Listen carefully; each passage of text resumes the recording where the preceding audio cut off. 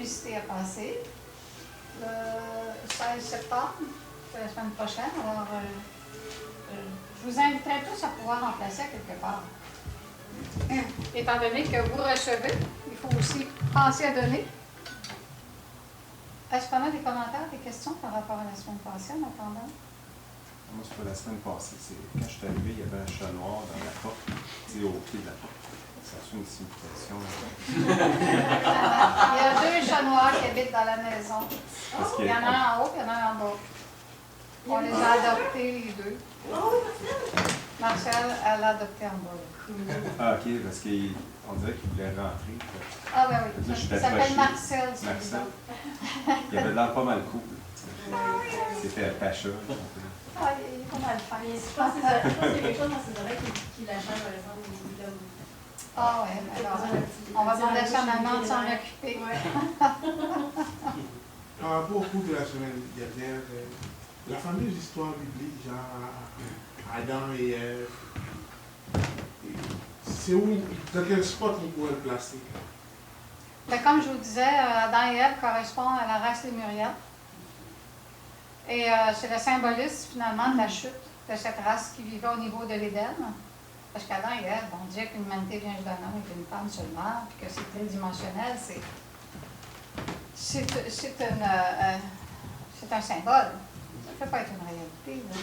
Parce que bon, après ça, Adam et Ève seraient mariés avec leurs enfants seraient mariés entre eux. Non, ça ne fonctionne pas là. Non. Alors c'est sûr, bon, ça correspond à la chute et ça correspond donc à une histoire psychologique de la chute.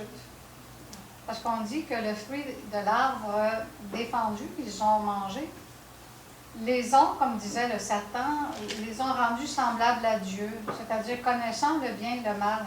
Alors qu'avant ça, l'humanité ne connaissait pas ni le bien ni le mal, elle était dans une éternelle félicité. Alors automatiquement, en développant l'ego, ils se sont enracinés dans les valeurs du bien et du mal, c'est-à-dire donc de la douleur et du bonheur. C'est de ce qu'on va faire ensuite avec l'énergie. Ça leur a donné cette connaissance-là, mais en même temps, ils ont perdu l'Éden. Mais, en perdant l'Éden, ils devenaient conscients d'eux-mêmes. S'ils faisaient un travail sur eux-mêmes, ils devenaient plus conscients d'eux-mêmes. Oh bien, on va commencer, on a vu que les retardataires sont en retard. Alors, bonsoir tout le monde. Ce soir, on finit donc notre cycle A, la 24e conférence. Et pour ceux qui ont commencé au milieu, faites-vous-en pas. La semaine prochaine, c'est la première. Hein? Ça continue, la rotation. Alors, on va voir donc ici une conférence choc sur les étapes que notre humanité devra traverser, sur les époques qui s'en viennent, sur le grand calendrier cosmique qui va s'opérer, qui s'opère d'ailleurs toujours, hein, parce qu'il y a des rythmes dans la nature, il y a des rythmes dans le cosmos. Et ce rythme-là va donc encore se réaliser. Et c'est ce qu'on va voir ce soir. On va essayer de le voir de façon le plus détaillée possible, mais de toute façon, la conférence, elle est comprise dans ce livre-là ici. On n'a pas de brochure parce qu'il est même celui-là. Hein, c'est La grande catastrophe et l'expérience du soleil. Alors, je vous conseille tous de pouvoir vous le procurer.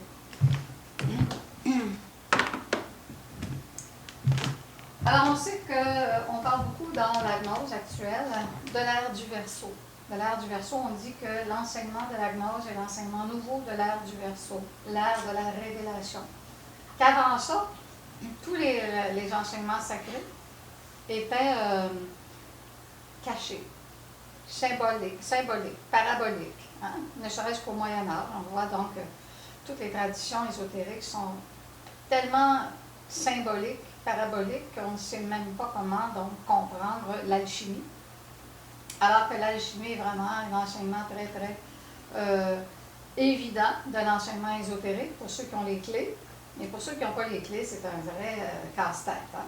Alors, c'est ça, c'est que l'année avant, les années précédant l'ère du Verseau, tout ce qui était donc ésotérique était secret, gardé, caché. Alors que l'ère du Verseau est une ère de révolution. L'ère du Verseau, c'est la révolution et tout ce qui était caché sera révélé. Le grand initiateur de l'ère du Verseau, c'est le maître Samael. Excusez. Je n'ai pas beaucoup parlé aujourd'hui.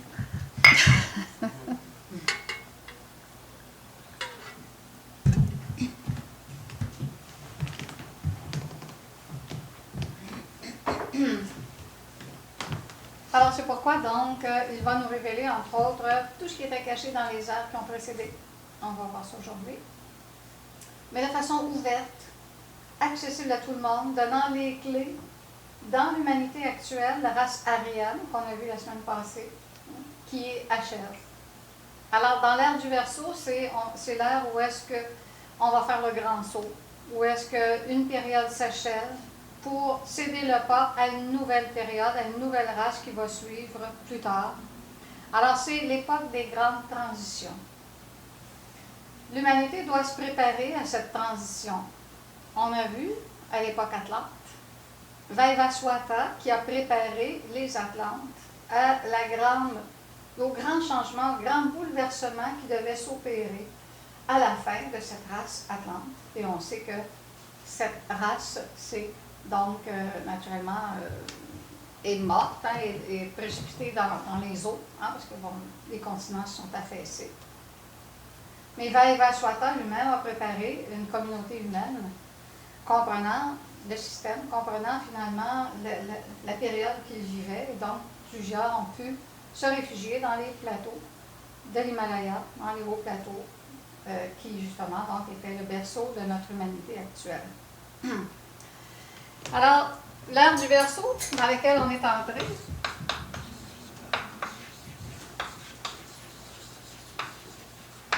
a commencé le 4 février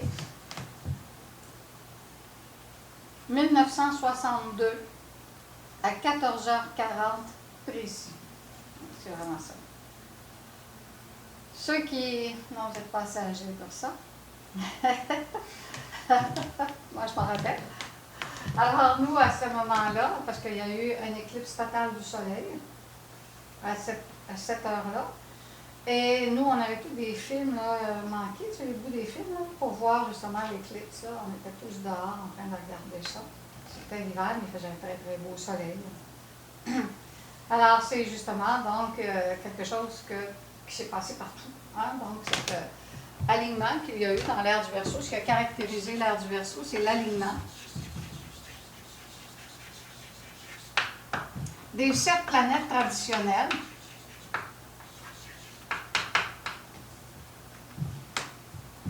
Ce qui ne se passe qu'au début de chaque ère seulement. Ça veut dire donc à tous les 2164 ans. C'est le temps que dure une heure.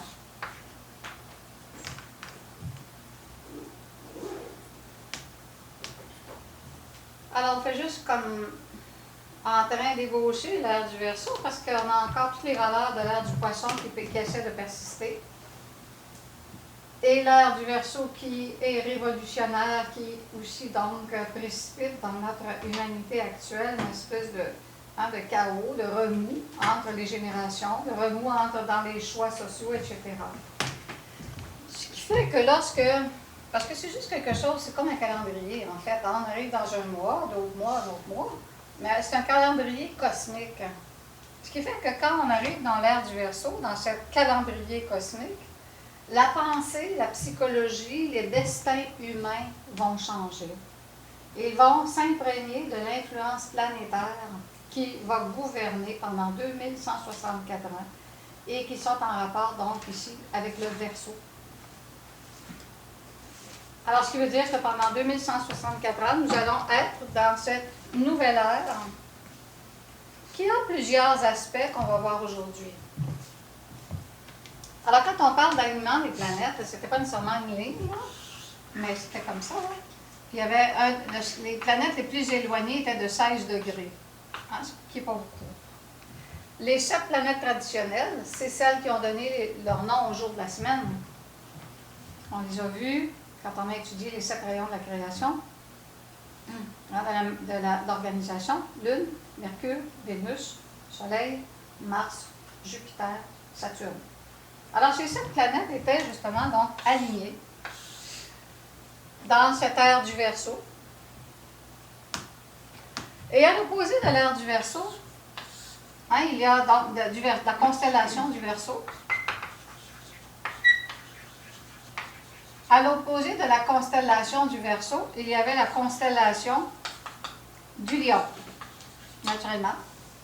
Et les deux planètes qui gouvernent le Verseau, la constellation du Verseau, donc l'époque du Verseau, on dit donc que le Verseau est la maison de deux planètes principales, Saturne et Uranus. Ce qui veut dire que ces deux planètes vont avoir une influence vraiment très profonde sur ce qui va se passer dans l'ère du Verseau. Alors, Saturne était dans l'alignement planétaire, alors que Uranus était dans l'opposé, dans la constellation du Lion. Ce qui nous fait donc que Uranus, à ce moment-là, dans le Lion qui était une planète de feu, qui est une planète donc révolutionnaire, qui est aussi le Lion, hein, c'est le symbole de la loi divine, symbolisée par le Lion, symbolise que nous entrons dans une période où est-ce que nous allons rendre des comptes à la loi. Ça fait partie des influences planétaires en réalité. Uranus, dans le Lion elle-même, puisque le Lion c'est du feu, Uranus comme planète est une planète totalement révolutionnaire. Alors, son influence, hein, c'est une influence révolutionnaire. Alors, c'est ce qu'il y a eu donc au début de l'ère du Verseau, dans les années 60, il y a eu une révolution sociale. Hein, toutes les révolutions qu'il y a eu dans toutes les universités, dans les écoles, etc., des étudiants qui s'opposaient à l'espèce d'obscurité parentale qui venait de l'ère des poissons. Donc, qui, eux, ne comprenaient pas du tout la nouvelle ère.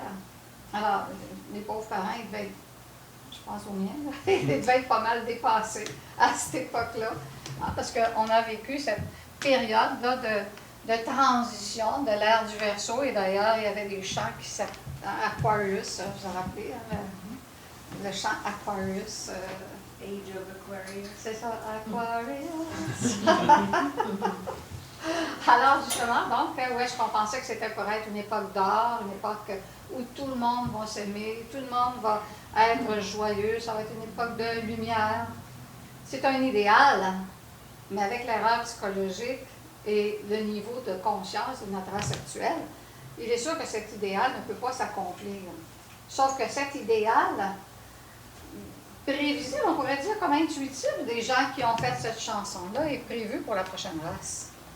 La prochaine race qui va avoir son pied à terre à la fin de l'ère du Verseau. Entre les deux, c'est la transition. L'ère du Verseau, Uranus d'ailleurs, c'est une planète qui est en révolutionnaire.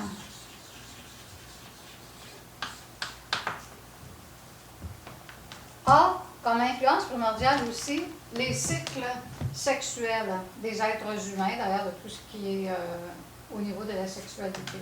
Il représente donc naturellement le Dionysos des Grecs, le dieu Dionysos grec, qui symbolise en fait le travail avec l'alchimie sexuelle, le travail avec la sexualité sacrée qui permet, à travers la sexualité sacrée, d'arriver à l'extase de la conscience. On sait que les traditions grecques et romaines ont eu une époque d'or, une époque sacrée, mais à un moment donné, les mythes, les légendes ont dégénéré, les mythologies ont dégénéré, et c'est devenu finalement des mythologies qui ont créé des dieux semblables aux humains, c'est-à-dire avec plein d'erreurs psychologiques, des dieux jaloux, des dieux vengeurs, des dieux, etc. Mais à l'origine, donc, ces divinités-là ont vraiment des représentations réelles d'êtres qui, justement, donc, symbolisaient des annonciateurs de nouvelle ère, de nouvelles dispositions à l'époque, donc antique.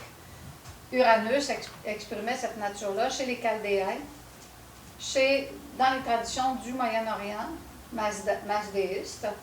Alors, Uranus était, on l'appelait chez les Chaldéens, Ur-Anas. Ça voulait dire donc le feu et l'eau. Feu et eau. Alors, ce qui veut dire aussi le soleil et la lune de toutes les traditions finalement, même égyptiennes, symbolisant naturellement le couple originel, Shiva Shakti, d'où ensuite peut naître naturellement la lumière. Alors Dionysos est justement donc le symbole de la sexualité sacrée. Mais dans l'ère du Verseau, il y a eu justement une libération sexuelle qui voulait être positive. C'est-à-dire donc que les innocents adolescents avaient donc une optique de sexualité idéale, mais on sait que l'ego existe et malheureusement tous ces courants-là ont été réabsorbés vers une luxure effrénée, vers naturellement les drogues. Il y a eu donc naturellement une ouverture vers l'accès à des drogues, à toutes sortes d'expériences, souvent décadentes, et puis ça a tombé dans finalement un peu le chaos.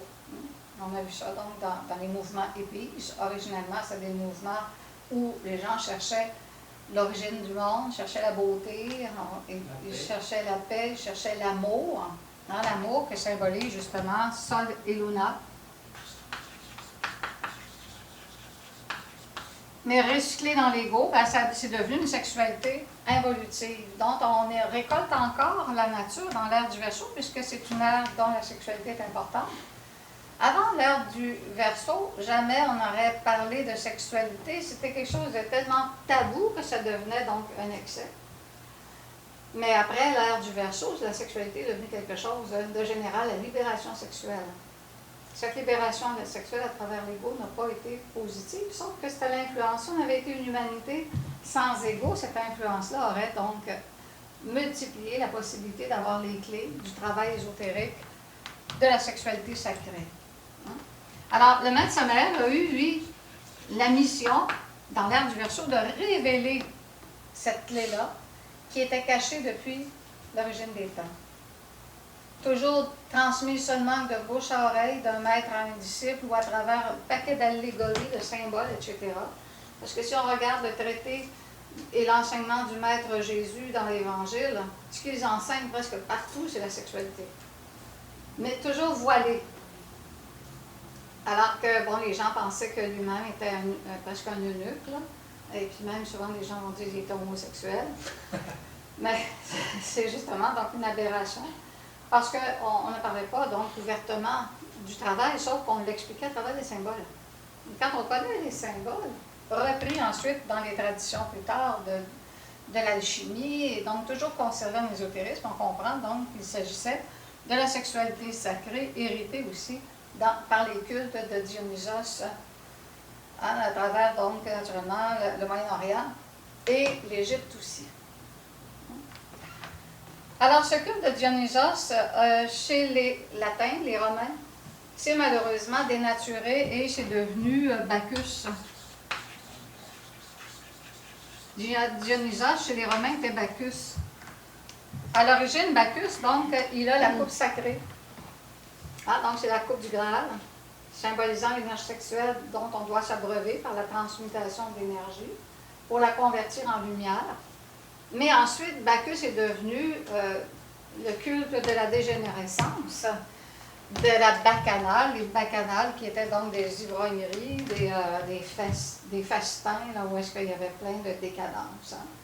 Alors ça, c'est malheureusement lorsque un aspect dégénère, parce qu'on sait que sur la Terre, il y a toujours les deux cycles d'évolution et de révolution.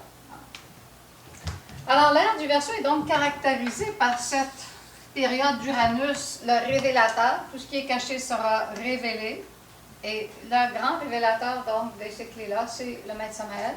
Les maîtres de la Loge Blanche lui ont donné cette mission-là. Ce qui n'est pas facile, parce qu'il arrive dans une époque qui est la fin d'une race où l'ego est à son maximum. Alors, passer cette lumière-là dans un monde qui est rendu presque ténèbres, c'est très difficile. Et c'est comme on dit, le sauve-qui-peut universel actuellement au niveau donc, des âmes qui vont recevoir ces secrets-là. Et de ceux qui vont vouloir ensuite les mettre en pratique. Les recevoir est une chose, les mettre en pratique est une autre chose. Ça prend une détermination de la conscience et une compréhension profonde pour les mettre en pratique. Savoir se définir, savoir qu'est-ce qu'on veut dans notre vie, qu'est-ce qu'on veut que notre existence soit. Est-ce qu'on veut qu'elle soit la représentation de l'ego avec toute sa matérialité, avec tous ses objectifs, parce que l'ego veut accomplir ses objectifs dans nous, ou est-ce que notre existence sera naturellement disponible pour notre conscience? Hein, c'est le choix qu'on a à faire. Comme disait Shakespeare, le choix qu'on a à faire, c'est to be or not to be. Être ou ne pas être. Et on est à cette période charnière de l'être ou du non-être. Actuellement, tous les êtres humains vivent dans le non-être. On croit qu'on est quelqu'un parce qu'on a un nom, qu'on a une histoire, qu'on a une vie. Mais en réalité, au niveau de conscience, on est dans le non-être. Il faut la développer, la libérer des forces des ténèbres, de l'hypnotisme lunaire, etc., pour pouvoir donc rendre à notre conscience ce qui lui appartient, c'est-à-dire l'être. Et avec l'être, la félicité de l'être. Hein, c'est l'objectif, c'est pas juste d'avoir l'être. C'est d'être heureux, d'avoir le bonheur total. Et on ne sait pas ce que ça veut dire. On ne sait pas ce que c'est être heureux. On n'en a pas l'idée. On peut en avoir une idée, entre autres, quand on a une méditation très profonde et qu'on fait une expérience momentanée d'état supérieur, qu'on appelle samadhi. On peut avoir donc une expérience de félicité. Et on peut connaître à ce moment-là ce qu'est la conscience libre dans sa nature réelle. Alors c'est pour ça que c'est important pour nous de recevoir ces clés de l'ère du Verseau actuel pour pouvoir donc franchir les étapes qui s'en viennent et pouvoir continuer notre œuvre, pouvoir réaliser notre conscience. Vous avez une question?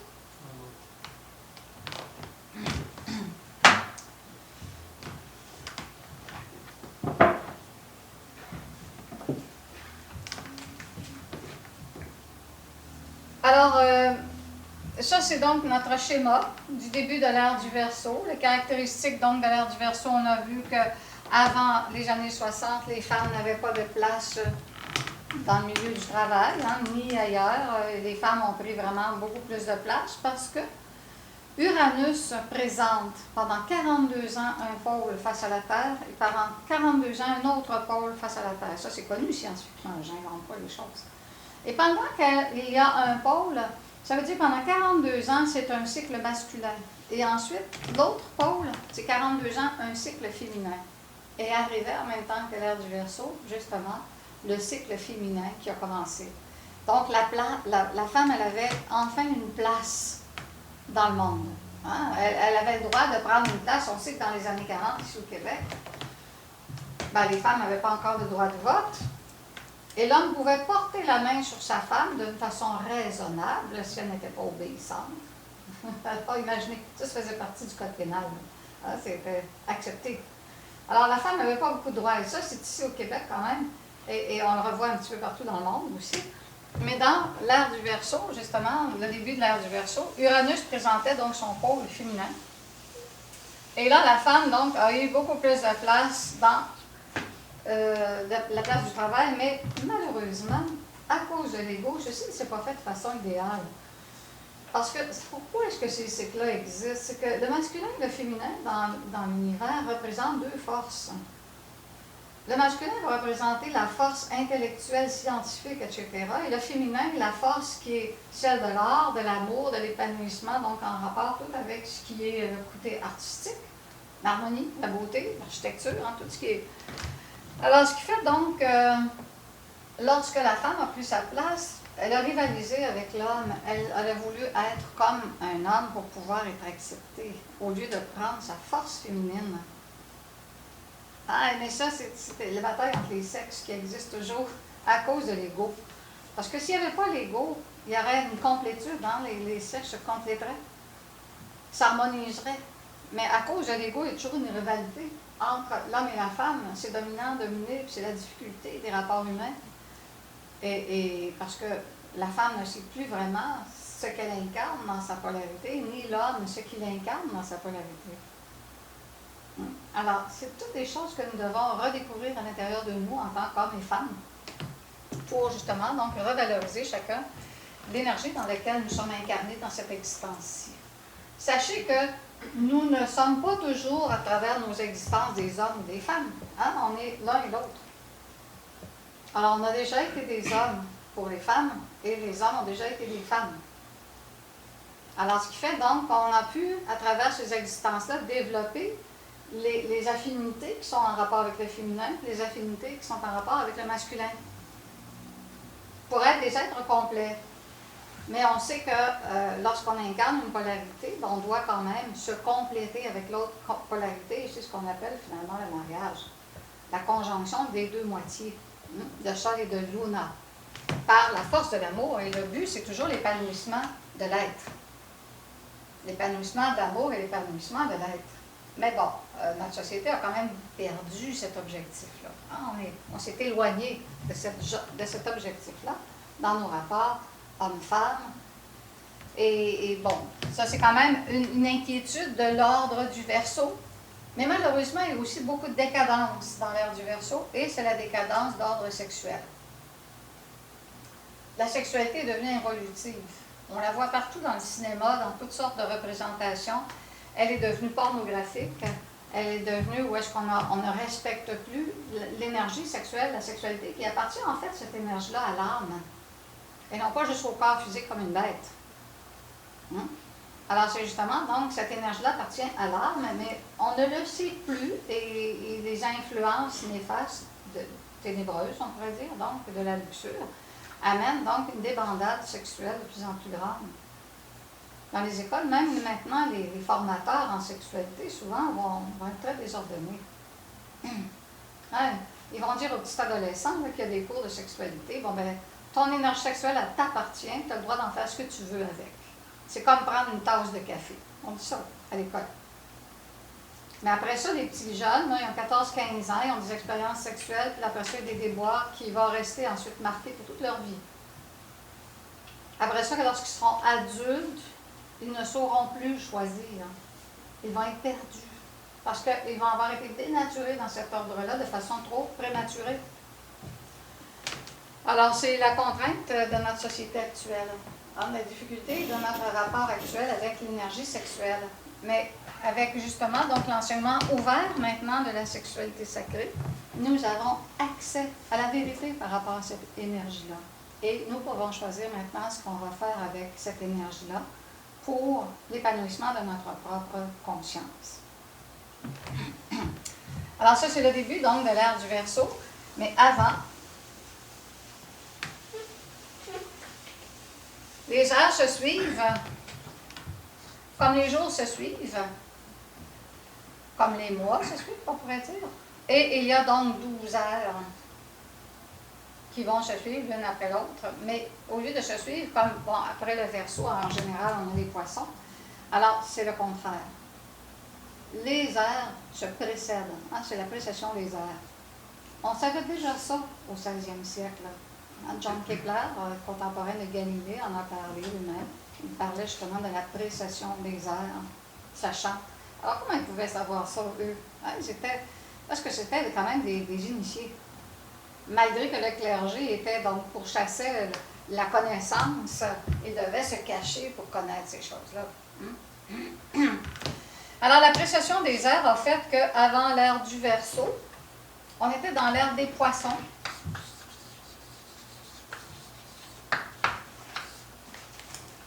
Et avant, il y avait l'ère du Bélier, du Taureau, etc. Toutes ces heures-là vont donc se déployer à travers ce qu'on appelle une année sidérale.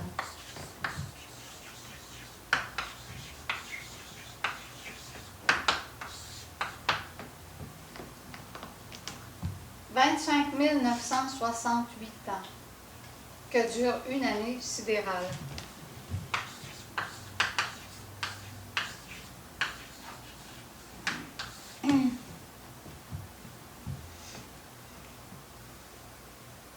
« 25 968 ans, qui veut dire donc que notre Soleil doit parcourir à tous les équinoxes du printemps 30 degrés pendant 2164 ans. Ensuite 30 degrés pendant 2164 ans. Et ça arrive vraiment donc, là où est-ce que les scientifiques peuvent le calculer, c'est au point vernal qu'ils appellent. Point vernal, qu'est-ce que c'est? c'est le point, le moment où le Soleil qui est rendu à l'hémisphère sud en hiver va passer à l'hémisphère nord, pas noir, nord. Alors, de l'hémisphère sud à l'hémisphère nord. Et le temps qui va passer, c'est le point hivernal. Et derrière le Soleil qui passe de l'hémisphère sud à l'hémisphère nord, il y a une constellation pendant 2164 ans qui est derrière le Soleil, et c'est l'ère dans laquelle on est. Alors, avant ça, donc, pendant 2164 ans, quand le Soleil franchissait justement l'équateur entre le sud et le nord, le point hivernal derrière le Soleil, entre ce lever-là, était l'ère, avant ça, l'ère des poissons. Et puis, au mois de février, le 4 février 1962, tout d'un coup, derrière le Soleil, il y avait l'ère du Verseau. On entrait vraiment, et puis, de façon cruciale aussi, il y a eu un alignement de toutes les planètes en même temps. Chose qui arrive seulement qu'à tous les 2164 ans. Des fois, il y a une rencontre de certaines planètes dans un corps de ciel, mais ce n'est pas toutes les planètes traditionnelles. Là, ça l'était complètement. Et ceci influence vraiment les destinées humaines. Alors, qu'avant ça, donc, je vais vous montrer ça un petit peu. Alors, on va se passer ces feuilles-là, s'il vous plaît. J'aurais une petite question à propos d'Uranus. Ça ne fait pas partie des 7 planètes? Non, il y en a d'autres planètes, comme Neptune, Uranus, sauf qu'ils font partie de notre système solaire, ils ont quand même des influences. Mais les 7 influences primordiales, c'est les 7 planètes qu'on a nommées. Les autres planètes, pour nous arriver, vont passer par le courant d'une ou l'autre planète. C'est vrai qu'elle a dit aussi qu'il y avait peut-être d'autres systèmes solaires qui avaient plus De planètes. de... Oui, il pourrait en avoir 10, 12 planètes. Mais sauf qu'il y a toujours 7 planètes qui vont déterminer la destinée, selon le reflet d'organisation de l'univers. Alors ici, on voit donc notre système solaire Ors, ici. Vous le voyez ici, Ors? Alors, Ors est entré dans l'ère du Verseau. Après ça, ça sera, donc, il s'en va dans ce sens-là. Hein, dans ce sens et après ça, il va aller dans le Capricorne, mais il venait des Poissons. Alors, pendant 30 degrés, il a traversé le Poisson. Là, pendant 30 degrés, il va traverser donc l'ère du Verseau. On se rend compte donc que notre Soleil, notre système Ors,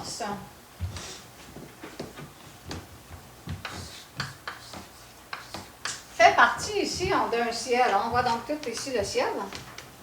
En fait, lui-même, notre Soleil, est un satellite d'un autre Soleil qui s'appelle Alcyon. Ben, Alcyone en français, là. C'est Alcyon en français, mais bon, en espagnol, on appelle Alcyone. Mais on peut le dire Alcyon si on veut.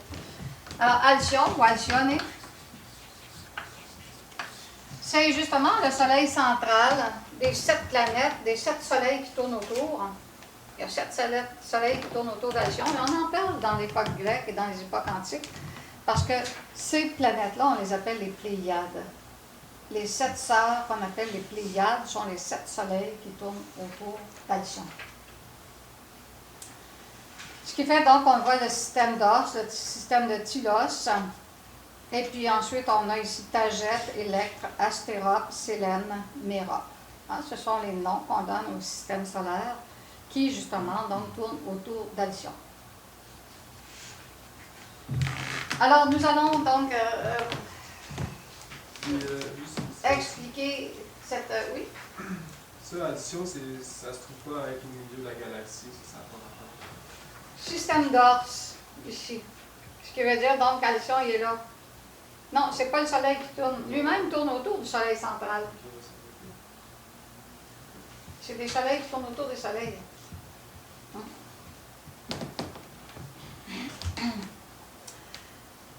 Alors, ce qu'on peut voir ici, donc, lorsque notre Soleil tourne autour d'Alcyon, nous voyons ici 2 ombres. 2 ombres ici, là, c'est comme un rayon. En réalité, c'est un anneau. C'est un anneau qu'Alcyon a. Pareil comme Saturne a des anneaux. Saturne, mais c'est des anneaux de débris, on pourrait dire, de matériaux. Alors que les anneaux d'Alcyon sont des anneaux radioactifs, de radioactivité. Alors, on va expliquer ça.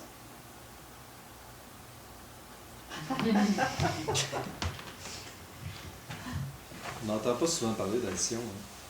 Non, mais des fois on entend parler, mais pas de la bonne manière, pas de vraie addition. Hein? Il y a des gens déjà qu'on a appelé addition, comme Krishnamurti, je pense qu'on appelait addition, quelque chose comme ça, mais ça n'a pas rapport.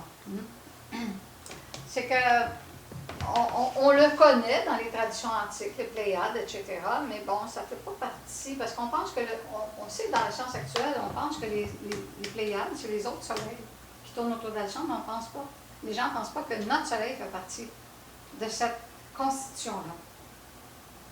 On est le 7e soleil, alors que les autres soleils vont tourner autour d'addition. Alors, addition, comme je disais, a une anneau radioactive.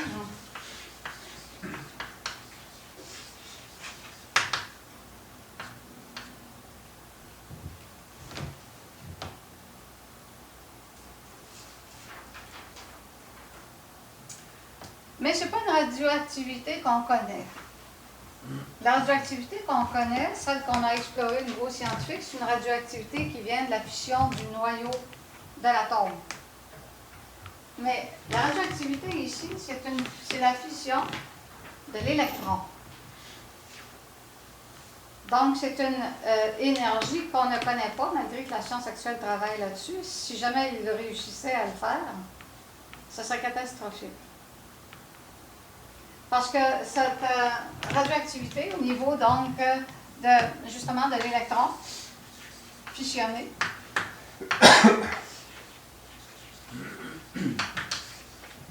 crée une radioactivité de mutation très importante. La mutation qui est provoquée par justement cette fission de l'électron va agir non pas sur le plan seulement physique, éthérique, mais aussi sur le plan astral, mental et même causal. Ce qui veut dire donc que tous les mondes, même dans leurs racines profondes, vont muter, vont se transformer. Alors c'est sûr qu'il doit y avoir des intelligences qui doivent régir ça. Heureusement. On dit que c'est de l'énergie manasique.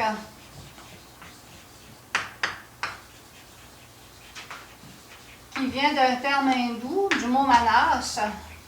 Manas qui est en rapport avec le corps causal et le corps mental. Hein? Manas supérieur et manas intérieur, ça veut dire l'âme. Hein? La manas supérieure, c'est la nature causale. Et le manas inférieur, c'est la nature du monde mental, de l'univers du monde mental. On a vu ça dernièrement, les mondes. Hein? Alors, les mutations vont être profondes. Et l'anneau d'addition va prendre pour la traversée toute l'ère du Verseau. 2000 ans au moins. Et elle a donc plusieurs années-lumière de distance, parce que tous les soleils vont rentrer à tous les 10-11 000 ans dans l'anneau d'addition et ça dure 2000 ans pour la traverser. Parce que, regarde, on entre là, puis ensuite on va encore rentrer là. Alors, donc à toutes les 11-12 000 ans pour faire 25 968 ans. 2000 ans chaque fois. Ce qui fait donc qu'il va y avoir ces mutations-là. Mais on sait que dans l'atome est fait d'un noyau. Dans le noyau, il y a les protons et les neutrons. Et ça, c'est la base de la vie. Hein? Nous sommes atomiques. Chaque cellule à l'intérieur de nous est constituée de molécules et chaque molécule d'atomes. Nous sommes faits d'atomes qui vont se densifier et qui vont faire le tissu finalement. Et autour du noyau, il y a l'électron qui tourne très rapidement et qui est donc, va tourner autour de l'atome pour équilibrer la charge du noyau. C'est pour ça. Ça, c'est la vie, c'est la friction de la vie. Alors, automatiquement, lorsque l'électron est affecté dans ce système d'énergie monasique, automatiquement, il va y avoir donc une conversion, une transformation de la structure énergétique. Ce sont les âmes de chaque atome qui régit le principe vivant de l'atome, ce qu'on appelle le principe Ashin. Le principe Ashin est en Inde, dans la nature âme de l'atome, et le principe Ashin agit sur cette énergie monasique. Alors même s'il y a des mutations, il va y avoir quand même une organisation, ce ne sera pas le chaos. Sauf que nous, étant inconscients, toute l'humanité, tout ce qui va vivre, va subir les contre-coups de cette radiation. C'est pour ça que les races ont changé de couleur. On dit, comment est-ce que les races ont changé de couleur? Comment ça se fait qu'à un moment donné, de la race noire, la première race, il est né ensuite une race blanche? Puis ensuite, il est né de cette race-là une autre race brune et jaune. Puis ensuite, de ces races-là, il est né une race rouge. Ça ne vient pas comme ça, là. C'est parce qu'ils passent dans des séries de radiations, créant des mutations. Les mutations vont favoriser aussi l'organisation de chacun des individus d'une race. Mais avant, donc, il y a une grande transformation qui s'opère. Ce qui fait qu'avec l'énergie monasique, toutes les structures de ce qui existe vont se transformer. Le fer n'aura plus la même nomenclature, ni le cuivre, ni le plomb, ni aucune des substances chimiques du tableau périodique. Ils vont tous muter. C'est pour ça d'ailleurs que scientifiquement, on s'est rendu compte dans les années 80 que le carbone 14 avec lequel on mesure l'antiquité d'une pièce, hein, on va le mettre justement comme étude du carbone 14. On continue à le faire, on se demande pourquoi. Parce qu'on s'est rendu compte que le carbone 14 a muté souvent depuis l'Antiquité. Hein, à toutes les 10-12 000 ans, il y a eu une mutation du carbone 14 au niveau de sa densité, au niveau de son ordre. Alors, on ne peut plus calculer l'antiquité d'une pièce, hein, d'un os, etc., par le carbone 14. Parce que ça n'a plus de correspondance, étant donné que ça a muté, ça s'est transformé. Ce qui veut dire que lorsqu'on entre dans les anneaux d'Alcyon, et ça, on aurait pu déjà rentrer dès le début de l'ère du Verseau, hein? Mais ça va être dans l'ère du Verseau, c'est imminent. Déjà, lorsqu'il y a eu des astronomes là, qui ont fait, en 1974, qui sont allés, ont fait le tour de la Lune, là, bien, ils ont enregistré une énergie pas connue encore sur la Terre, un type d'énergie qu'on ne connaissait pas. Une radiation inconnue. Alors, cette radiation-là, c'est déjà les ondes hein, de l'énergie monasique de l'anneau d'Alcyon. Alors, qu'est-ce que ça va provoquer dans notre monde? C'est sûr que, imaginez une grande énergie comme ça qui va rentrer dans notre monde, on va le voir. Alors, qu'est-ce qui va arriver? On va raconter plusieurs de ces événements-là, peut-être qu'on ne les touchera pas tous, mais dans le livre La Grande Catastrophe, vous verrez toute l'histoire de ça.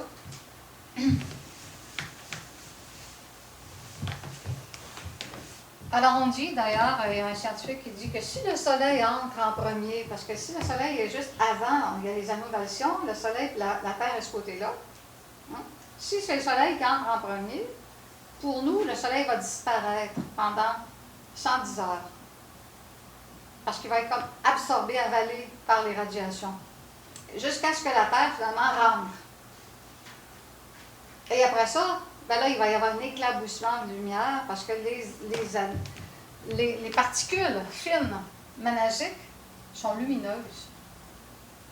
Mais on ne les voit pas, c'est parce que c'est de l'électron. C'est juste comme un halo de lumière. Ah, c'est lumineux, tout simplement. Alors, quand la Terre va rentrer, ça sera lumineux à ce moment-là. Et la lumière va se retrouver, ces radiations-là, jusque dans le fond des grottes. C'est des radiations, donc, ce qui fait que dans l'Apocalypse de Saint Jean, on dit qu'à l'époque de la fin, il va y avoir de la lumière jusque dans le fond des grottes. Ce sont ces ondes-là qui vont illuminer. Et on sait qu'un peu partout, même dans le fond des grottes, il y a des germes potentiels vivants qui n'ont pas encore eu l'expression, la possibilité de s'épanouir. Et les ondes, les radiations vont agir sur le principe de vie de ces germes-là qui vont finalement, ce geste, il va y avoir une nouvelle apparition de nouvelles races d'animaux, de nouvelles races, et les animaux eux-mêmes vont muter. Certains animaux vont devenir gigantesques, d'autres vont rapetisser.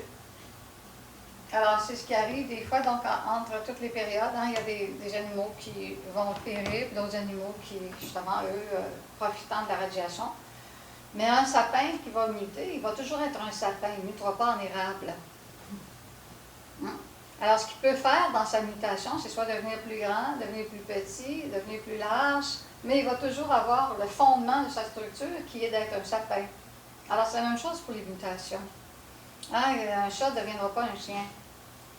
Sauf que, dans ces mutations-là, il y a des animaux qui vont devenir gigantesques, même des moustiques qui vont devenir gigantesques.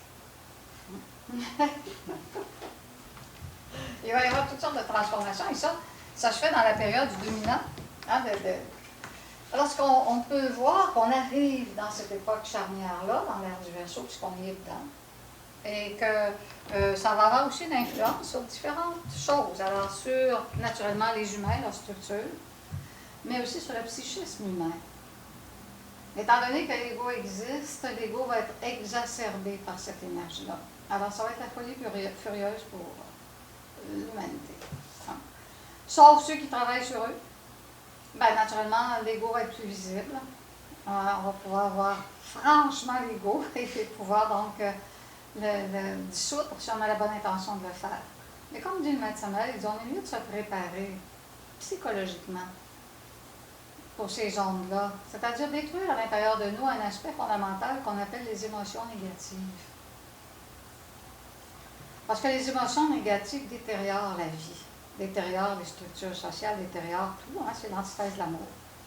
Alors, on doit nous-mêmes travailler énormément sur les émotions négatives pour détruire la haine, pour détruire le ressentiment, pour détruire la jalousie, pour détruire la rancœur, pour détruire les moi dépressifs, pour détruire tout ce qui est en rapport donc avec ces émotions-là qui nuisent et détruisent notre corps, nos chakras, le chakra du cœur aussi, et empêchent les potentiels de la conscience. Hein, nous font perdre énormément d'énergie. Alors, on peut se préparer, si on veut. C'est pas ici une question d'avoir peur ou pas peur, c'est une question de choisir. Est-ce qu'on a le goût de faire partie de cette aventure-là? Mais la plupart des êtres humains, dans ces influences-là, beaucoup vont être détruits par les influences. Mais si on transmet l'énergie vitale solaire sexuelle, l'énergie sexuelle, elle est radioactive. Alors, on se multiplie en radioactivité. Ce qui fait que des principes radioactifs, parce que comment est-ce que les maîtres font pour modifier la matière? Comment un maître peut dire à une montagne déplace-toi, puis elle va se déplacer? C'est par des pouvoirs acquis. Et comment ils l'ont acquis? Par la transmutation d'énergie radioactive à l'intérieur d'eux, qu'ils ont transformé en capacité de volonté et de faculté de pouvoir. Alors, automatiquement, si nous, on ne dilapide pas cette énergie-là et on sait la transmuter, nous allons nous renforcer et nous régénérer. Mais ça prend naturellement un travail quotidien de transmutation. Si on est célibataire tous les jours, on ne doit pas négliger cette énergie-là. Si on est en couple, assez souvent pour pouvoir donc garder l'énergie et jamais la répandre même dans la conjonction du couple. Pour avoir la matière première pour nous transformer. On a besoin de cette matière-là. Alors, l'influence d'Alcyon, entre autres, va malheureusement aussi contrer l'irradiation de notre Soleil. Et par le fait même, la rotation de la Terre autour du Soleil va ralentir, c'est-à-dire même autour d'elle-même, va ralentir. Et par ce fait même, elle va s'éloigner du Soleil en ralentissant. Ce qui va être le début d'une ère de glaciation. Il va y avoir une ère de glaciation qui va commencer parce que les ondes d'addition, l'énergie, va créer une énergie statique, hein, neutralisant l'énergie du Soleil. Par le fait même, la Terre va s'éloigner. Sa rotation sur elle-même va se ralentir. Assez pour qu'il y ait donc encore de la vie dans l'équateur, et proche de l'équateur, mais les deux pôles vont se réfrigérer. Pareil comme ce qui s'est toujours passé dans les glaciations précédentes. On est à la veille d'une glaciation. En fait, c'est exactement la date, hein, parce que la dernière glaciation, c'était fini, ça fait 10 000 ans, quelque chose comme ça. C'est à peu près 10 000 ça. ans, et c'était- Exactement. On n'est pas loin de la prochaine glaciation. Et puis ensuite, qu'est-ce qui va arriver aussi? Par justement l'incidence de ces radiations-là, il va y avoir, parce que déjà l'axe de la Terre a commencé à changer. L'axe de la Terre a déjà commencé à changer. Le pôle traditionnel d'il y a 100 ans n'est plus là. Hein? Il est déjà rendu énormément, beaucoup plus au sud. Ce qui fait donc que les glaces fondent. C'est pas juste à cause de l'atmosphère, de l'effet de serre, des gaz, que les glaces fondent. C'est tout simplement que le pôle est plus au nord. Le pôle, il a dévié de plus que 5 degrés. C'est assez pour que le Groenland fonde. Hein? Alors, ce qu'il va faire, donc, c'est que les glaces des deux pôles vont fondre. Alors, automatiquement, les eaux vont gonfler. Et faire, donc, beaucoup d'inondations sur la Terre. Et ça va d'ailleurs accélérer le processus de cette déviation de l'axe de la Terre. Hein? Il va encore prendre plusieurs degrés à cause du ralentissement, hein, de cette rotation sur elle-même. Alors, il va commencer à dévier, mais il va y avoir un coup de grâce qui va quand même faire que l'axe de la Terre va commencer à dévier complètement d'un quart de tour. Et on va en parler tout à l'heure, qu'est-ce que ça va être ce coup de grâce-là. Et qu'est-ce que va provoquer aussi, donc, cette énergie radioactive, menacée? Bon, ça va être comme ça pour le moment. On verra tout à l'heure. Oui? Est-ce qu'il va se passer quelque chose de spécial si c'est la Terre qui entre avant le Soleil dans les rayons? Alors, oui, ça va être tout simplement que tout va être éclaboussé. Le Soleil va exister encore, on va le voir, sauf que tout va rentrer précipitamment dans un éclaboussement. On n'aura pas l'obscurité des 110 heures. Hein, tout simplement ça. Bien, merci. Ta question? Pour les autres planètes, c'est la même chose, sauf que c'est des civilisations dans le monde éthérique où ils vont pouvoir bénéficier de cette énergie-là. Bien, c'est-à-dire que même notre humanité, parce que Maître Somel dit qu'une race commence à l'ère du Verseau, finit à l'ère du Verseau. On a vu des races qui ont fait plusieurs cycles, plusieurs jours cosmiques, hein, parce qu'ils faisaient partie de densités plus subtiles. Alors, automatiquement, pour ces individus-là qui avaient assez de conscience, bien, ils passaient consciemment à les mutations. Malgré qu'il y avait des grandes transformations qui se passaient, il y avait même souvent des séismes. Des gens périssaient, il y avait des transformations, sauf que l'humanité était préparée à cet état-là. Mais nous, la Terre actuellement est un organisme malade.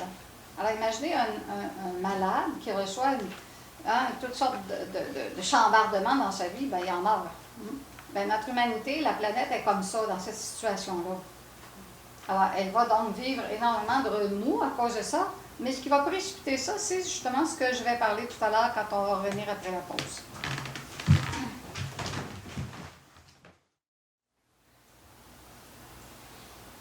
Moi, je veux savoir, à la veille de ces catastrophes, est-ce que les disciples auto-réalisés ne vont pas aller se réfugier en Ginaz?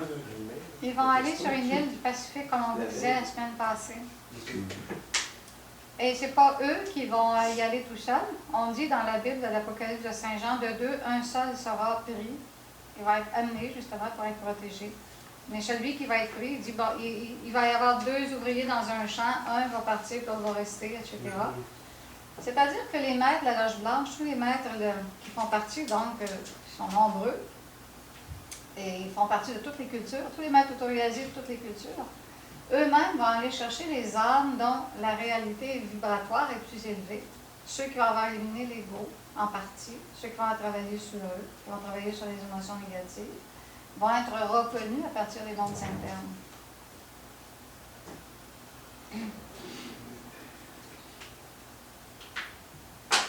Alors, on recommence. Tout le monde est là? Oui? Sirius, c'est le soleil central de la galaxie ou... Sirius, oui, c'est le soleil central de notre galaxie. Alcyon tourne autour de Sirius. Alcyon, c'est la partie des 7 soleils tournant autour de Sirius? Non, Alcyon, c'est le soleil sur lequel notre soleil tourne autour. Alcyon tourne autour de Sirius, et notre soleil Horse tourne autour de la Sion. Pendant une année sidérale, 25 968 ans. Alors, on vous disait tout à l'heure, donc, que les airs se suivent, se précèdent, c'est-à-dire, et avant, donc, du Verseau, on avait l'ère des Poissons.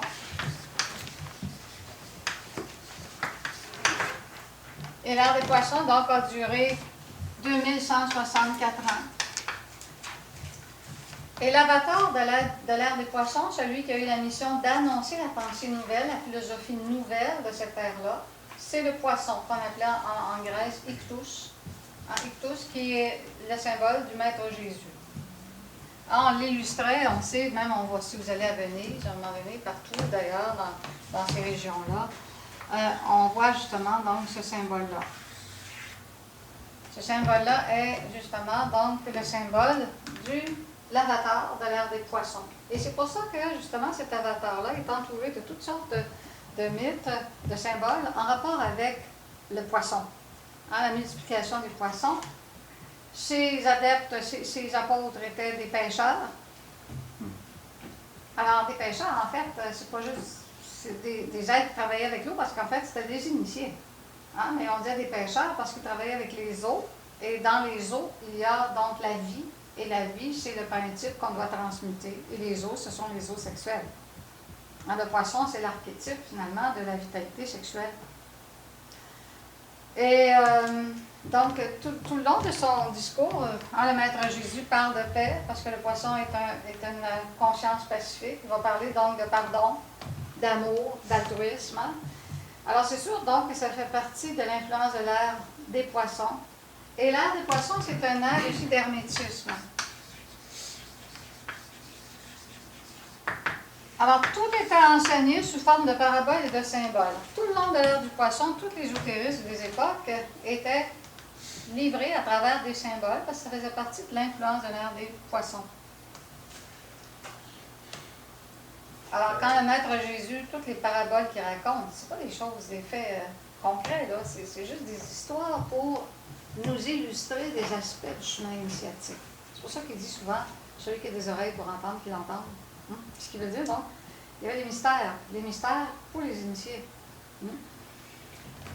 Alors, avant, donc, l'ère des poissons, c'était une ère beaucoup plus guerrière, et on vénérait la divinité ici sous la forme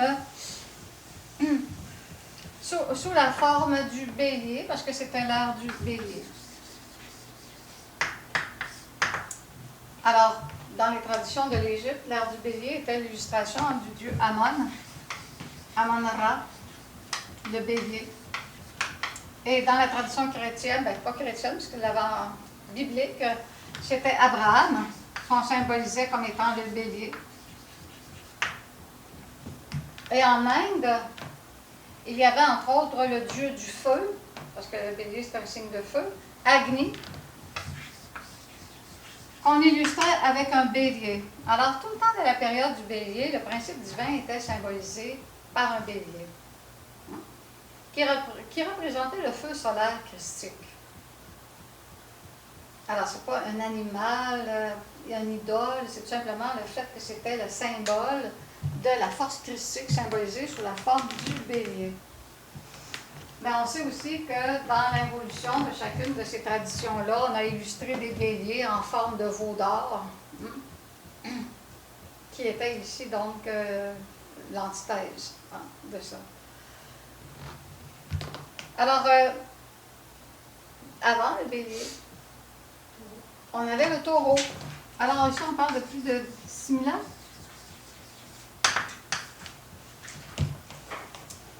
Le taureau, où les traditions mystiques illustraient le principe divin à travers, en Inde, la vache divine. La vache divine qu'on voyait, la vache blanche, puis qu'on vénère encore en Inde. Et le taureau. Mais aussi en Égypte, il y avait Apis, le taureau sacré, qui était le symbole du père, et Hathor, la vache divine, qui était le symbole de la mère. À ces époques-là aussi, en Babylonie, on illustrait le principe divin sur le principe du taureau Marduk, etc. Alors, c'est pour vous dire donc que ces traditions-là vénéraient le principe divin selon le modèle de la psychologie qui représentait naturellement les influences de cette constellation-là. Mais on peut reconnaître qu'entre le bélier et les poissons, il y a eu une grosse rupture au niveau de la philosophie, parce que dans l'ère du bélier, on disait, si ton œil a péché, arrache-la. Si ta main a péché, coupe-la. Hein, c'était vraiment œil pour œil, dent pour dent. C'était vraiment très, très... parce que le bélier représente aussi Mars, ça représente la guerre. Un principe donc très, très guerrier. Mais la philosophie humaine était comme ça. Et nous, quand on voit ça maintenant, des siècles en arrière, parce qu'on n'est plus dans cette ère-là, on se dit, mon Dieu, il était bien barbare, le monde de cette époque-là. Mais ils étaient dans une autre ère. Leur pensée était complètement différente de la nôtre.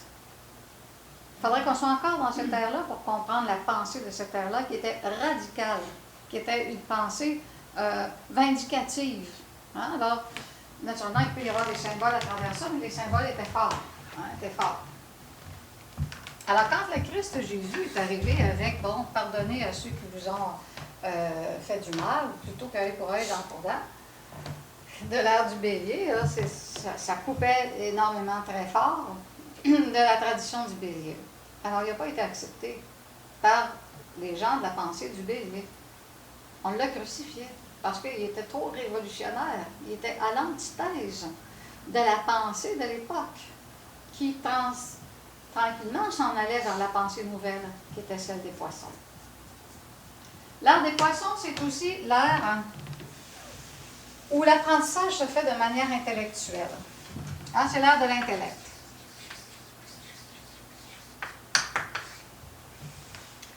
Ce qui veut dire donc que si tu lis, entre autres, des traités d'ésotérisme de l'ère des poissons, même au début du 20e siècle, comme tu es encore dans l'ère du poisson, les ésotéristes, même les maîtres, ont écrit des livres. C'est très long. Longtemps, avec toutes sortes de petits détails intellectuels. Tu sais, il faut vraiment que tu sois rompu là, au niveau intellectuel pour vraiment trouver ça passionnant. Mais ça correspond à l'ère des poissons. Et on s'en rend compte aussi que ces textes ésotériques de ces maîtres-là, comme Mme Blavatsky, hein, ce qu'elle a écrit, c'est la gnose. Mais elle ne donne pas de clé. Elle écrit toutes les histoires du monde, des choses qu'on connaît, qu'on vous enseigne aussi, parce qu'une grosse partie fait partie aussi de ces traités-là. Mais derrière, il n'y a pas les clés parce qu'elle n'avait pas le droit, c'était l'ère de l'hermétisme, là où est-ce que les clés de la transformation intérieure étaient données de façon orale, de bouche à oreille, du maître au disciple. Alors c'est pour ça, donc, que même si on lit ces livres-là, c'est intéressant, mais on n'aura pas les clés.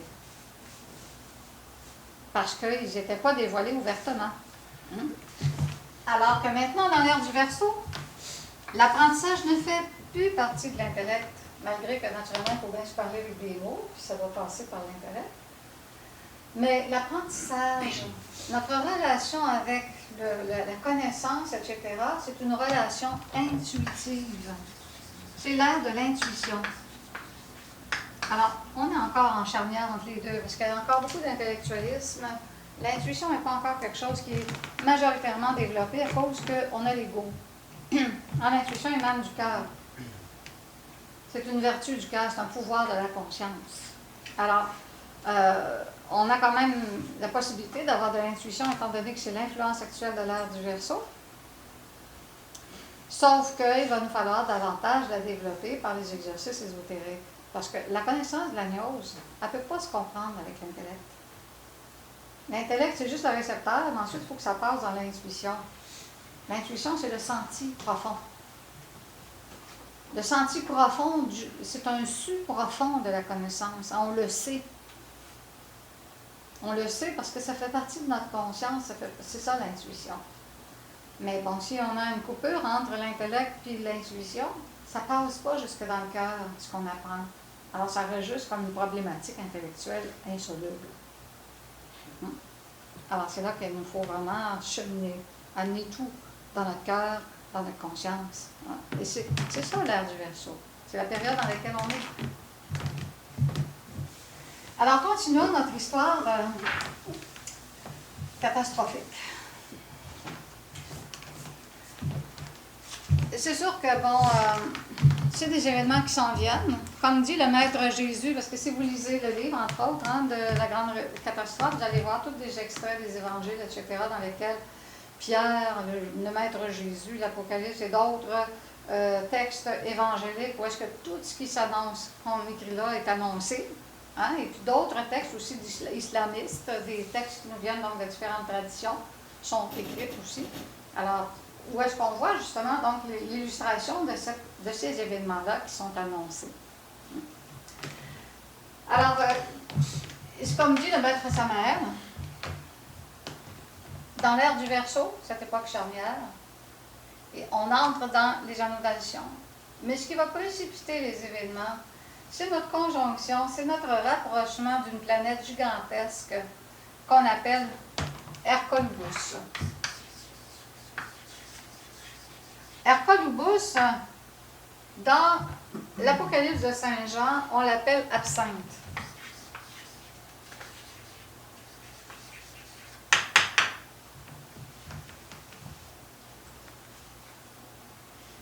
Pourquoi? Parce que l'absinthe, c'est amer.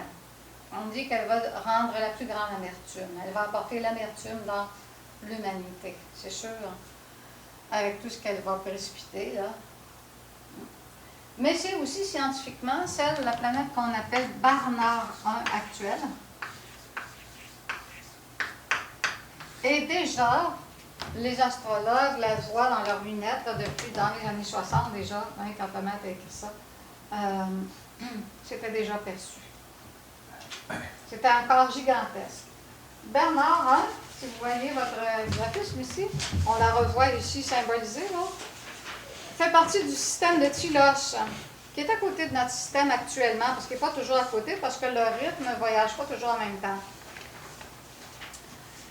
Alors, Barnard 1, c'est justement donc une gigantesque planète qui va rentrer dans notre système solaire. Hein, on va faire juste une orbe, là, une petite orbe dans notre système solaire, ce qui va provoquer de grandes transformations, de grands changements dans le système solaire. Ça arrive environ toutes les 25 968 ans. C'est une horloge. Hein? C'est une horloge. Alors, automatiquement, quand Bernard 1 va avoir son influence maximale, déjà au début, l'influence de Bernard 1, qui est Hercolubus, quand il va avoir son influence, qui commence d'ailleurs déjà là, ça va comme attirer toutes les substances, hein, vers elle. Donc, il va y avoir donc, un allègement auprès du centre de gravité, hein, de la gravitation. Alors, on dit que les eaux vont gonfler. Alors, ce n'est pas juste par la fonte des glaciers, mais par justement l'attraction d'Hercolubus, les eaux vont gonfler. Déjà, hein, dans les années, moi je me rappelle, j'avais regardé une analyse scientifique en 1978. Puis on écrivait qu'il y avait 49 pays à cette époque-là qui avaient développé des flottes spéciales pour surveiller les points stratégiques sur la Terre, parce qu'on disait que les eaux étaient pour gonfler d'au moins 15 pieds. Hein, 15 pieds. Alors, si on regarde les grandes villes du monde, elles sont toutes en bas de ça. En New York, c'est juste à quelques pieds au-dessus du niveau de la mer. La Floride, le plus haut point, c'est 7 pieds au-dessus. Alors, les grandes villes sont toutes au ras de la mer. Alors, il va y avoir donc, hein, naturellement, une précipitation d'inondation partout. Mais lorsque Hercolubus va vraiment avoir son influence beaucoup plus grande, elle va attirer le feu du sein de la Terre. Et ça, c'est annoncé quand même par beaucoup de clairvoyants. Alors, c'est écrit dans le livre, entre autres, La Grande Catastrophe, et même dans la Bible. Où est-ce que le feu sera donc naturellement attiré du sein de la Terre? Et donc les volcans. Les volcans, partout dans le monde, il va y avoir des volcans, parce que Hercolubus va tirer le jus de la Terre. En même temps que ça va provoquer de grands tremblements de terre. Puis en même temps, donc, ça va allumer le feu partout. Hein, parce que ces influences-là vont avoir des radiations aussi, des influences sur les radiations et sur les particules radioactives qui vont être là en plus. Alors imaginez, on dit dans la Bible qu'il va y avoir du feu partout sur la Terre et la fin des temps, du 5e soleil, hein, Tonatio, au milieu. On dit que c'est les tremblements de terre, et le feu est le tremblement de terre qui précipite la fin. Alors, la dernière étape, finalement, de cette influence-là, très, très importante d'Hercolubus, c'est que l'axe de la Terre va vraiment chavirer d'un quart de degré, hein, ce qui veut dire qu'il est au pôle Nord, va se rendre à l'équateur. Là où il était avant, il retourne juste à sa place, tout simplement. Mais pendant donc ce chavirement-là, ça va se faire dans une fraction de minute. Je ne sais pas, non, ça va être comme ça. Alors, vous savez que dans le nord de l'Europe, on a trouvé des mammouths congelés en dessous des glaces avec du foin pas encore digéré, qu'ils venaient de manger. Alors, pensez-vous, c'est pourquoi? C'est parce qu'il y a eu un chavirement comme ça. Il venait de manger son foin, puis il se retrouve dans le pôle Nord en dessous des glaces. Hein? Même pas digéré. Alors, c'est là qu'on voit justement des preuves de ces chavirements réguliers de l'axe de la Terre. C'est pas la dernière fois. C'est pas la première fois. Alors, quand la Terre comme ça chavire, ben, les océans se déplacent, les terres s'affaissent, les montagnes se déplacent. Et la configuration de la Terre est complètement autre chose. Pareil comme ce qui s'est passé à l'époque Atlante, où l'océan s'est affaissé, des terres nouvelles sont sorties en Europe, ici au Canada, etc. D'autres terres se sont affaissées partout. Alors, c'est vraiment donc une grande catastrophe. Oui? Ah, ben c'est ça que je veux savoir. C'était la même chose que ça avait passé dans l'époque Atlante. Effectivement. Puis à l'époque aussi de la Lémurie. Mais ça fait pas il y a 10 000 ans qu'elle est passée à Columbus, là. Ben, en réalité, comme on vous disait la semaine passée, ça fait peut-être 25 000 ans. Mais après, il y a des milliers d'années de rétablissement avant qu'une communauté humaine puisse continuer à vivre sur l'organisme terrestre reconstitué. Alors, les sociétés vivaient dans les plateaux des Himalayas, hein, protégés, pendant que des colonies humaines continuaient à vivre, parce que la catastrophe va précipiter des choses, mais il va y avoir des petites régions protégées ici et là, où il va y avoir encore des humains. Effectivement. Ce qui fait donc que les humains et des petites colonies vont être épargnés. Et c'est arrivé pour toutes les fois, chaque fois, il y a des colonies humaines qui ont été épargnées. Mais, naturellement, ceux qui vont faire partie de la prochaine race, du programme donc du développement de la prochaine race, c'est sûr que, comme on dit dans l'Apocalypse, qu'on va venir chercher, hein, de deux, un seul va être emmené, et ça va être non pas juste parce que bon, on va l'avoir tiré au sort, mais ça va être à cause de son niveau d'être. Plus on multiplie le niveau de l'être à l'intérieur de nous, plus on a la possibilité de pouvoir ensuite continuer dans nos autres existences. Puis ça ne veut pas dire que c'est dans une seule existence qu'on va accomplir le bilan final. Sauf qu'il faut déjà être assez léger pour pouvoir faire partie de ce développement-là. On ne peut pas être aussi lourd que le monde actuel, parce que sinon il n'y aura pas de mutation, il n'y aura pas de changement. Le monde actuel, c'est un monde de décadence, c'est un monde de guerre, c'est un monde de haine, c'est un monde de rancœur, c'est un monde d'amertume. Alors, ce monde actuel ne peut pas passer à l'ère d'or, l'époque d'or du Verseau. Impossible, même si les gens rêvent à ça, disent que les gens vont devenir de plus en plus spirituels, c'est absolument faux. C'est le contraire, les gens sont de plus en plus athées, de plus en plus matérialistes, de plus en plus agressifs, de plus en plus haineux, etc. Alors, on ne s'en va pas vers le haut avec la mécanique, on s'en va vers le bas. La révolution de la conscience, hein, c'est se libérer justement de ces forces mécaniques qui attirent toute l'humanité vers le bas et nous gravir à contre-courant l'échelon vers le haut. Ça prend beaucoup de sacrifices. Nous devons sacrifier je. Nous devons sacrifier naturellement l'illusion à l'intérieur de nous. Je est une illusion. Nous devons réellement trouver notre vraie nature qui est nous. Nous et la conscience. Nous sommes la conscience. Mais malheureusement, nous avons l'illusion, je crée une illusion de notre existence en tant qu'égaux. Hein, égaux, c'est-à-dire donc avec toutes ces impulsions, ces caprices, etc. Ça n'a pas rapport du tout avec notre réalité originelle. Nous pouvons la retrouver, cette réalité originelle. Nous avons les outils pour le faire. Nous avons un centre qui va nous aider à cheminer là-dedans. Nous avons une communauté humaine qui nous aide. Nous avons le principe divin et toutes les forces des lois qui nous aident dans ce travail-là. Parce que garder un centre ouvert gnostique actuellement, dans l'époque où nous sommes, ce n'est pas à cause des instructeurs.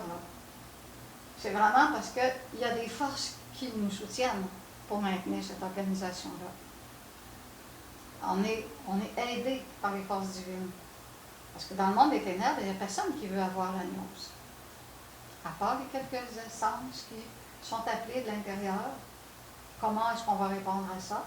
Ça dépend donc de chacun de nous.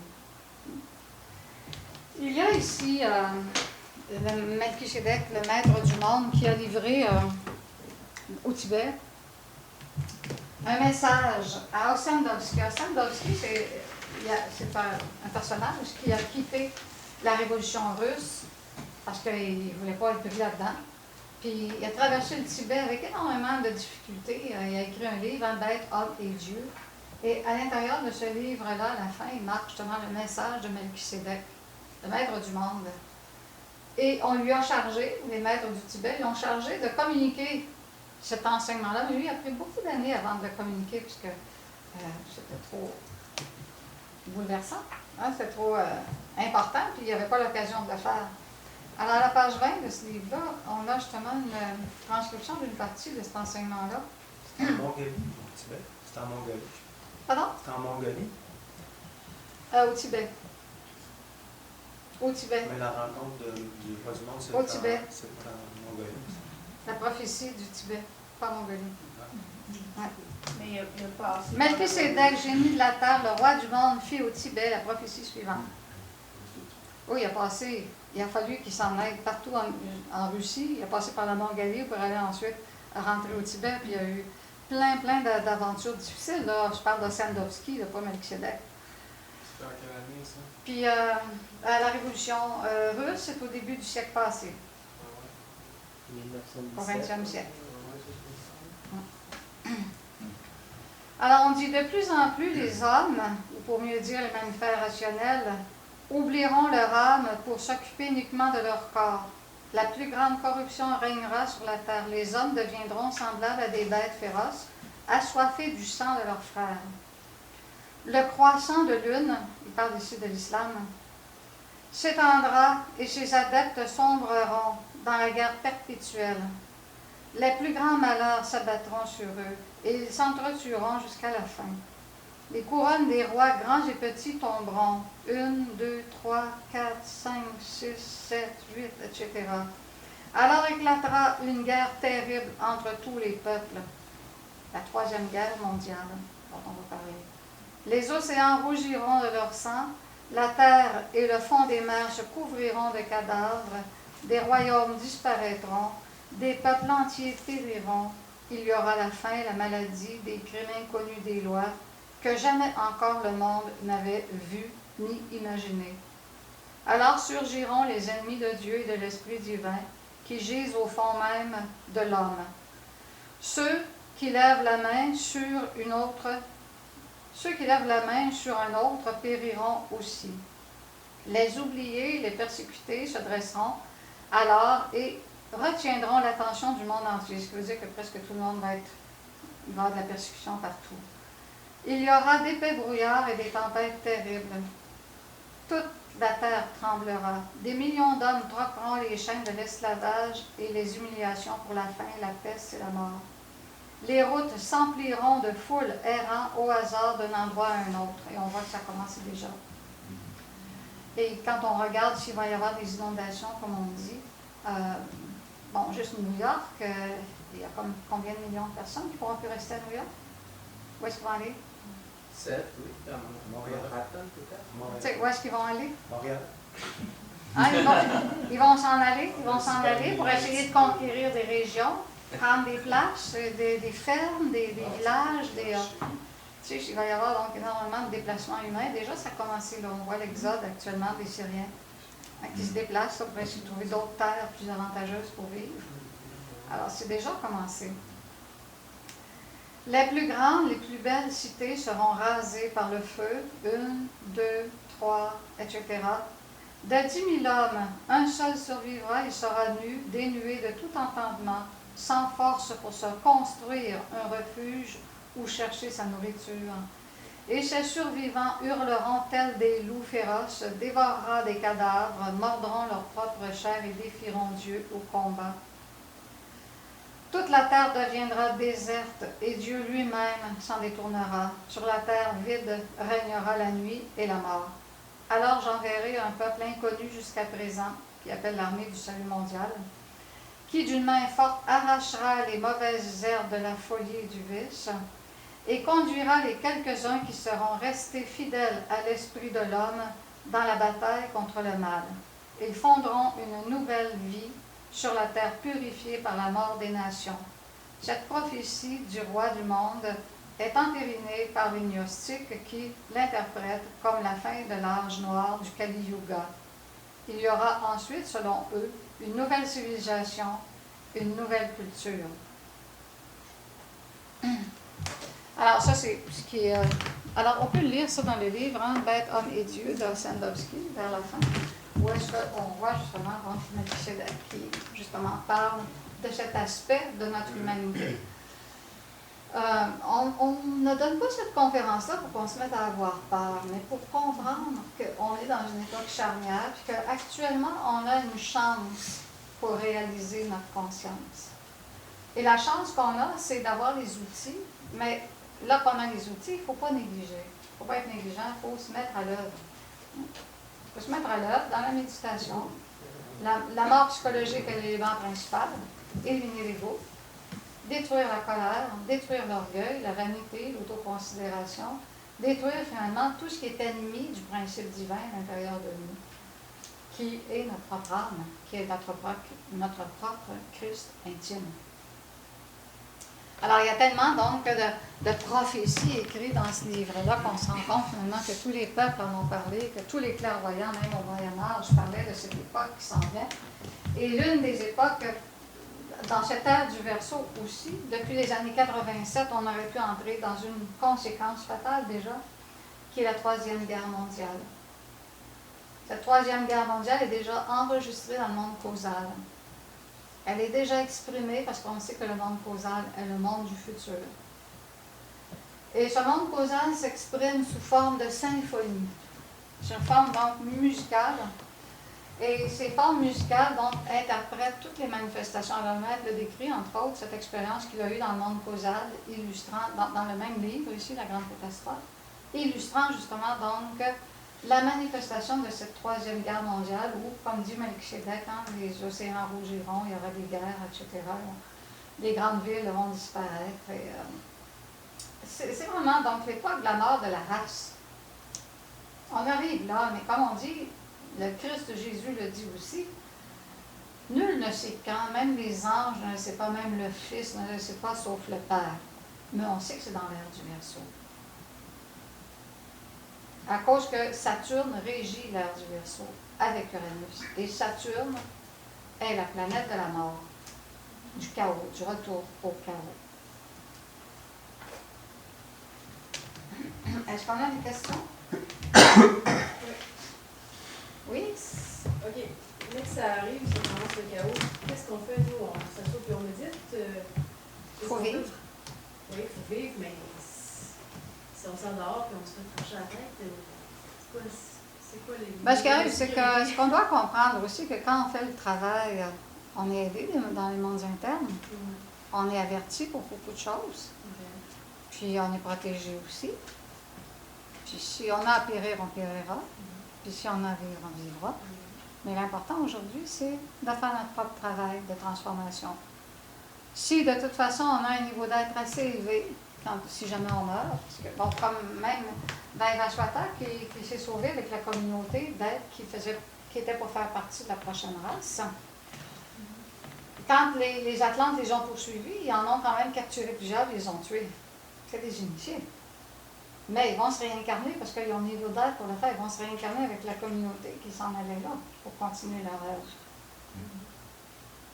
Je veux dire, il y a une loi juste. Hein, la loi est juste. Ce n'est pas un pion qu'on déplace et qu'on oublie. Si tu as vraiment fait des efforts, on te prend en charge.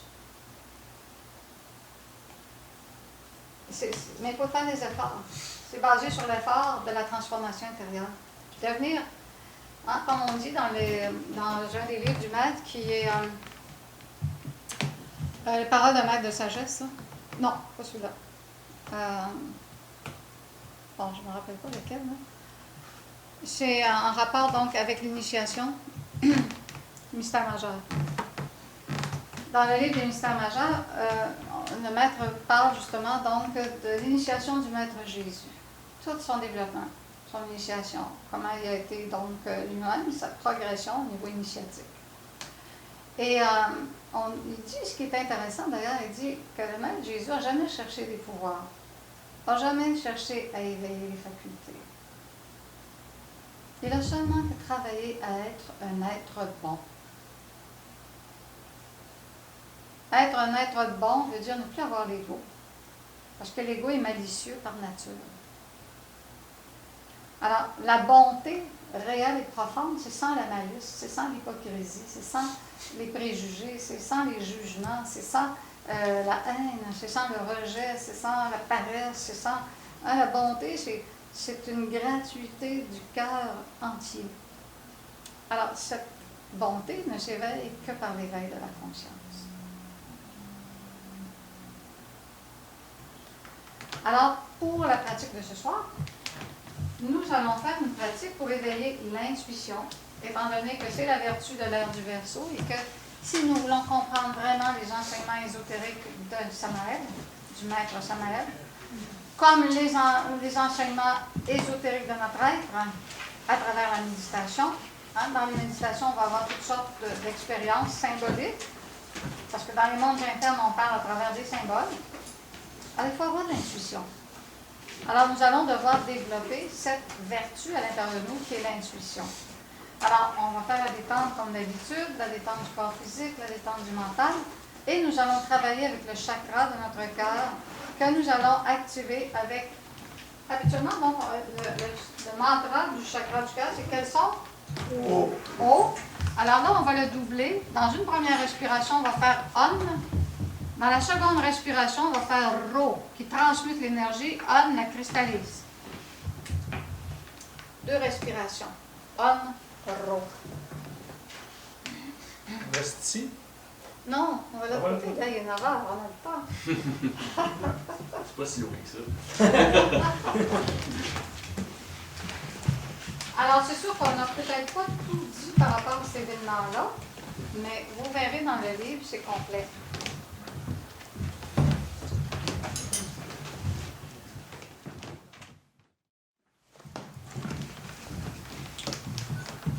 Ça a bien été? Oui. Alors, on a des questions, des commentaires par rapport à cette conférence?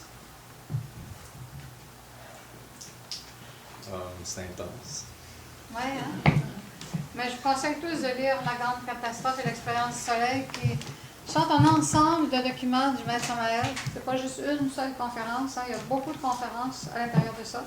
L'expérience du Soleil veut dire justement que l'objectif de la destinée humaine, c'est de réaliser la conscience, la solariser. Qu'actuellement, le Soleil fait une expérience dans l'humanité pour tirer des fruits, quelques fruits.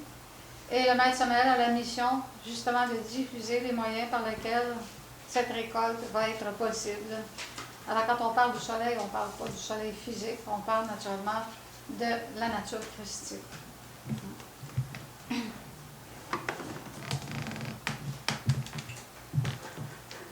Alors, vous voyez une annonce là, sur le tableau, qui est la prochaine production, qu'il va y avoir la prochaine présentation le 23, je crois, 24.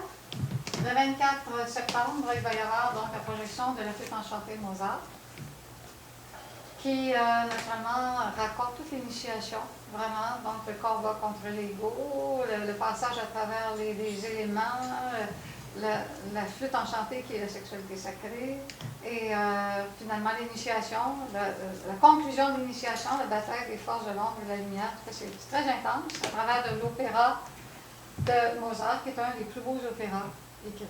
Alors, pour ceux qui ne connaissent pas l'opéra, ça va vous faire découvrir la beauté de cet opéra-là. C'est vraiment quelque chose d'extraordinaire.